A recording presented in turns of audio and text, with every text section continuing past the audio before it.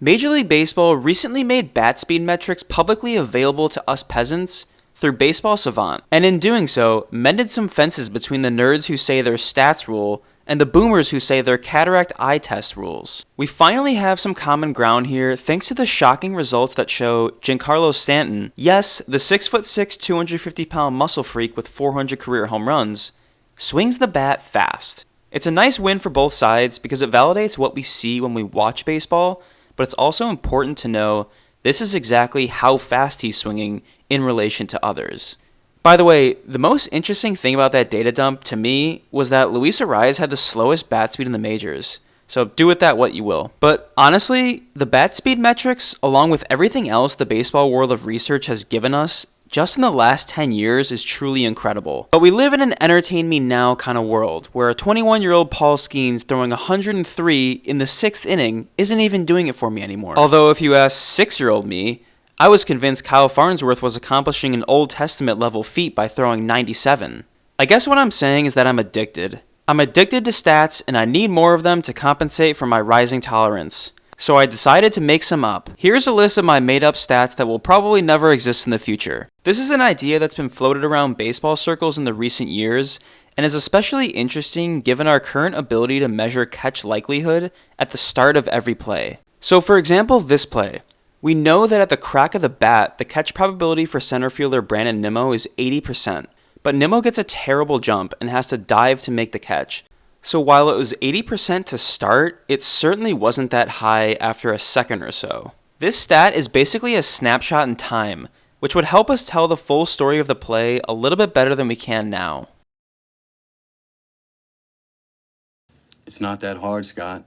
Tell him, Wash. It's incredibly hard. First base is an important job. You gotta catch the ball when it's thrown to you, you gotta tag the runner when it's not, and you gotta entertain your guests as they come through. It's not a particularly sexy position, and you often don't receive the credit you deserve. You're basically a plunger. People love to pretend they don't need you, but when your fielder throws a giant turd over to first base, guess who's the one to scoop it up and save the day? In every first baseman's tool belt is the ability to pick the baseball. It's a skill that's often overlooked at the major league level because, like everything else, they just make it look so easy. But over the course of a season, there might be hundreds of balls that a first baseman has to pick in order to secure the out. Sure, some of them are easy short hops that any major leaguer could handle, but a lot of them aren't. You gotta be prepared to handle the in-between hops, the long hops, the hop that doesn't bounce up, the hop that bounces too far up, and the hop that hits the edge of the grass. Basically any hop that Dr. Seuss could potentially describe in a book. This stat that I'm proposing would fit as another defensive category and be added to their total run value as a defender. So let's take Christian Walker for example. He's currently the best first baseman in MLB by run value, but it's entirely comprised of his ability as a fielder. It has nothing to do with his receiving skills. Scoops above average would work to fill this gap and ideally give us a fuller picture of a first baseman's defensive value. These days, we have access to pretty much any stat that we can think of. Want to know the lightest player to hit 40 home runs? It's this dude. Want to know who has the most day game hits this year? It's this dude. Or perhaps you're curious as to who has the highest stolen base percentage out of all players with a career WAR above 60. Yep, you guessed it. The man, the myth, the legend, Mr. Chase Cameron Utley. But here's what databases do not keep track of. Superstitions. In the long history of Major League Baseball, there have been some, I'll say, interesting characters with some interesting habits. Sometimes players will eat the same meal before every game. Sometimes players will have a routine before they step up to the plate or before they run out to the field. And sometimes they'll just do weird things that make no sense. Regardless of what it is, I think each player's superstition should be listed in their player profile. Additionally, if there's a superstition that has recently been created, it should be added as a filter so that we can use it to measure the current streak's success. At the end of the day, the fans deserve to know if a player has worn the same pair of underwear for 17 straight days. It's as simple as that.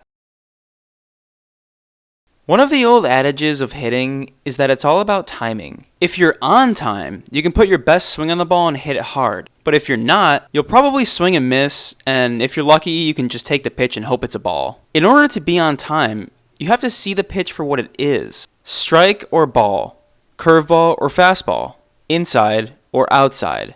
The quicker that you can arrive at an answer, the better chance you have at making good contact. But it's not all about recognition, is it?